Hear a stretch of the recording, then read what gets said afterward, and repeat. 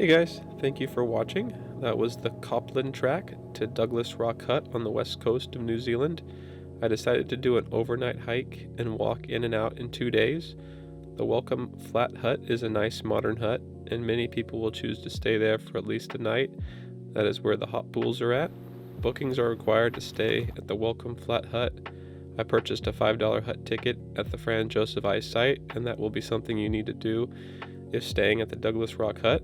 Also consider buying a backcountry hut pass that Doc offers if you plan to stay at lots of the standard huts. The hike ended up being close to 33 miles with about 5,000 feet of elevation gain, and I burned around 8,000 calories. There's plenty of water access for drinking. I filtered my water and I brought minimal food for the 2 days. Dried fruit, nuts, bars, things like that. There's a Four Corners market in Franz Joseph for any last minute purchases. It is pretty well stocked. Sandflies are really bad at the car park, but as you get on the trail they aren't as bad, but make sure you bring some repellent. The day before I started the Copland track, I did a few shorter hikes. There are a few to choose from near Franz Joseph, and I also checked out Lake Matheson, which I highly recommend. The beach is a short drive away if you want both mountains and a beach in the same day. I'm glad I took the drive out to the beach. I got to see some dolphins.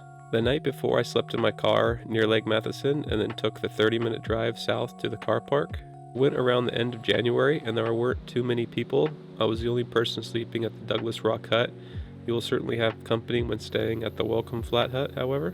Kia, the only alpine parrot, woke me up at 6 a.m. They are beautiful and intelligent, and I enjoyed watching them that morning. They can be a nuisance, however. I have heard about them ripping into tents, so something to keep in mind when in Kia territory on the South Island.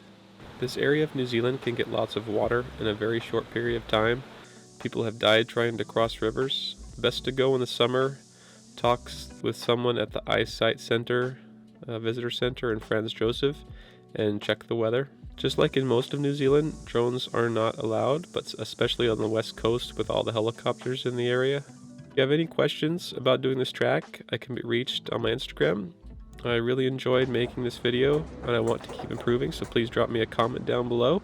As always, guys, thank you so much for watching, and take care.